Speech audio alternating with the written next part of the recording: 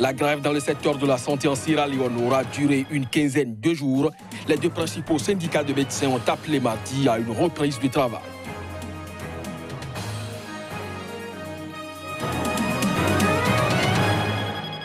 Deux touristes scandinaves ont été découverts lundi dans un village du Haut-Atlas, région montagneuse touristique du sud du Maroc. Très prisés par les randonneurs, la police et les ambulances se sont rendus sur place.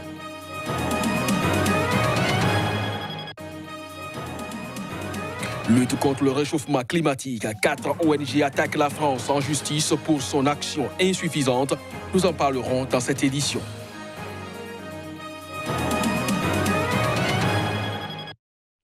Bienvenue à chacun, bienvenue à tous sur SICA, second tour de l'élection présidentielle à Madagascar.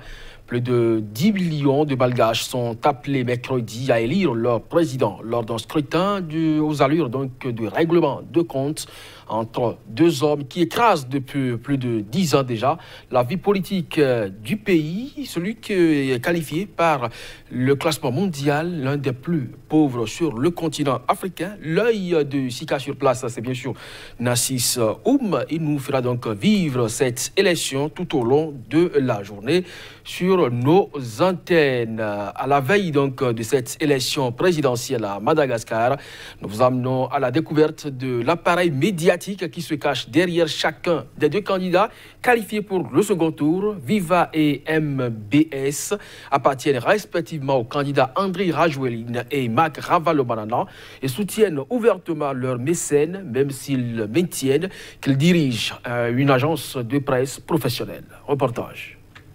Au cœur de la capitale Antananarivo, le siège du groupe Viva TV FM affiche sans détour la couleur orange, celle de son propriétaire et prétendant à la magistrature suprême, Andry Rajoelina. Depuis des mois, le cœur de la chaîne télévision et radio confondus bat au seul rythme de la campagne électorale. Bulletins d'information, débats, réunions publiques en direct, Viva a bouleversé ses grilles pour devenir une redoutable machine de guerre électorale au service des ambitions politiques de son PDG. Nous sommes des fanatiques. Je peux vous assurer que Viva n'est pas fanatique. Bien sûr qu'on soutient un candidat, mais on reste très professionnel dans le traitement, aussi bien de l'information que des émissions sorties de chez Viva. Donc aujourd'hui, je peux vous assurer que presque tout le monde regarde Viva, même nos adversaires politiques. Et ce qui nous fait sourire parfois, c'est que ils reprennent en fait nos articles, nos reportages, et ils nous critiquent à partir de ces reportages-là, etc. Donc ça, c'est vraiment une bonne surprise pour nous. Donc le taux d'audience de Viva a vraiment augmenté.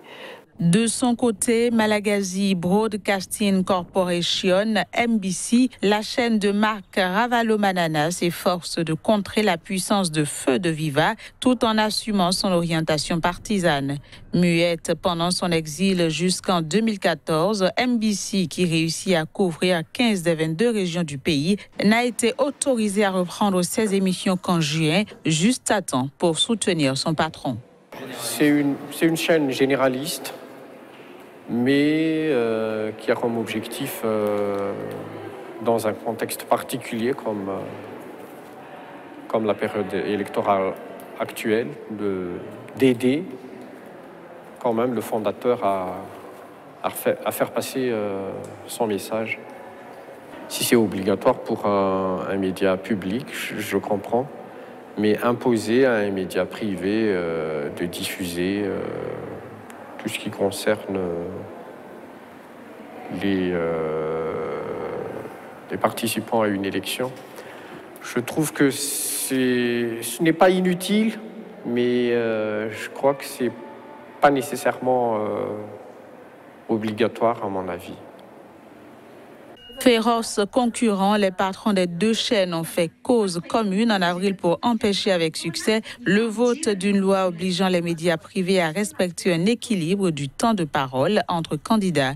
Dans ce pays en majorité rurale, télé hertzienne et radio restent incontournables, même à l'heure des réseaux sociaux. La grève dans le secteur de la santé en Sierra Leone aura duré une quinzaine de jours. Les deux principaux syndicats de médecins ont appelé mardi à une reprise du travail après un accord avec le gouvernement. La fin de ce mouvement de débrayage des médecins ayant duré 2 semaines n'est pas un tour de magie. Un accord avec le gouvernement sur les mesures destinées à améliorer les conditions de travail et les infrastructures médicales est à la baisse.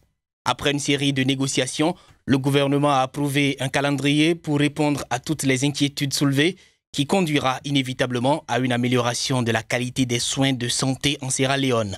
Le syndicat des médecins et dentistes et celui des généralistes, à travers un communiqué contresigné par le ministre de la Santé, appellent tous les médecins à effectuer à nouveau leurs devoirs normalement. Les médecins généralistes de ce pays, au nombre d'environ 300, soit 1 pour 100 000 habitants, avaient entamé une grève le 4 décembre. En effet, les hôpitaux manquent notamment de machines de dialyse, de cylindres à oxygène et de lits, tandis que de nombreux praticiens ont quitté le pays ou rejoint le privé selon les syndicats. Au cours de la grève, les responsables d'hôpitaux avaient dû faire appel à des médecins étrangers, britanniques et nigérians et aux services d'infirmiers pour faire face aux cas les plus urgents. Pendant ce temps, les plus fortunés se dirigeaient vers des cliniques privées.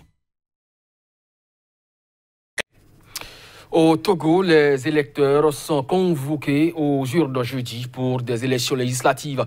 Un scrutin sous tension, boycotté par la principale coalition de l'opposition après plus d'1 an de crise politique et des dizaines de manifestations pour demander le départ du président Faure Gnassingbé. L'opposition dénonce également des irrégularités dans le processus d'organisation et réclame davantage de transparence et des réformes pour permettre la limitation du mandat présidentiel. Face à la montée des tensions, tous les groupes religieux du Togo ont appelé au report des élections législatives. Mais le parti au pouvoir reste inflexible. Les législatives qu'il est désormais sûr de remporter auront bien lieu. Principal enjeu pour le parti au pouvoir, rafler les 4/5 des sièges pouvant lui permettre d'opérer seul les réformes au Parlement, permettant au président Gnassingbé de se présenter en 2020 et 2025.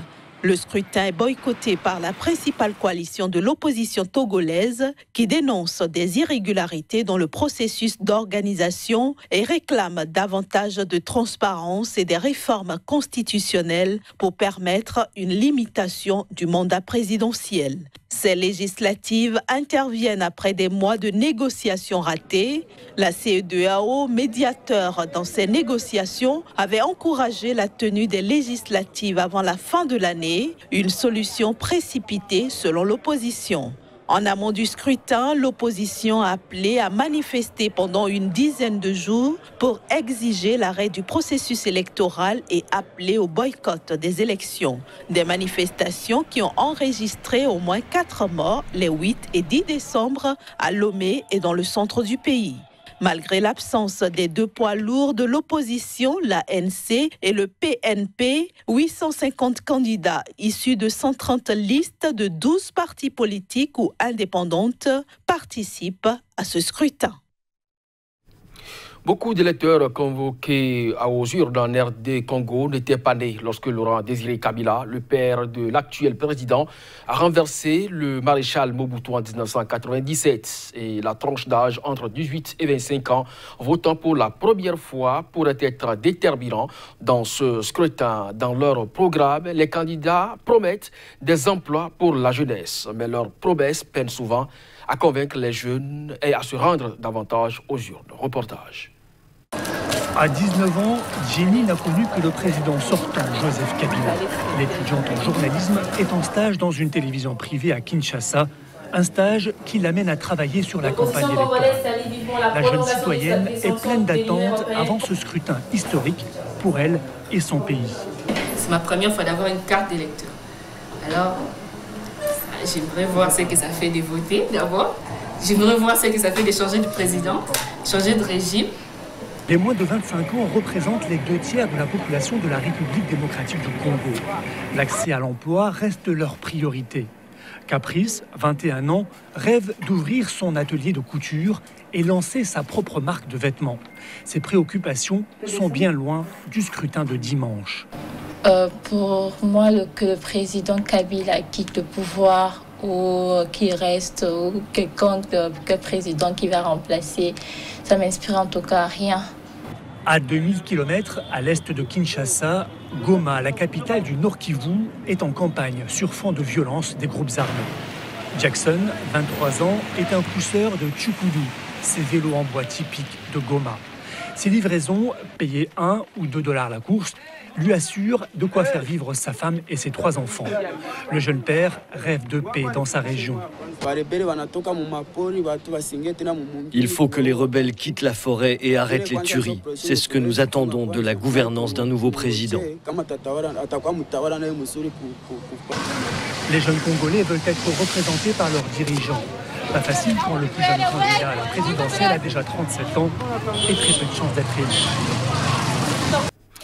2 touristes scandinaves ont été découverts lundi à Ilmil. Il s'agit d'un village du Haut-Atlas, région montagneuse touristique du sud du Maroc, très prisée par les randonneurs. La police et les ambulances se sont rendus sur place. Un suspect a été arrêté mardi après le meurtre de 2 touristes scandinaves âgés de 24 et 28 ans dans le Haut-Atlas, au sud du Maroc. Il s'agit d'une Danoise et d'une Norvégienne. D'autres suspects sont recherchés dans cette affaire. Celui interpellé à Marrakech et placé en garde à vue sera interrogé afin de déterminer le mobile de son crime présumé.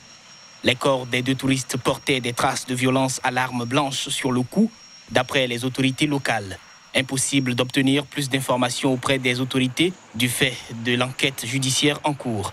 Cette dernière est menée par le BCIJ en étroite collaboration avec les services de la gendarmerie royale et de la sûreté nationale. Les 2 jeunes femmes étudiaient dans une université du sud de la Norvège et effectuaient un voyage prévu pour durer 1 mois.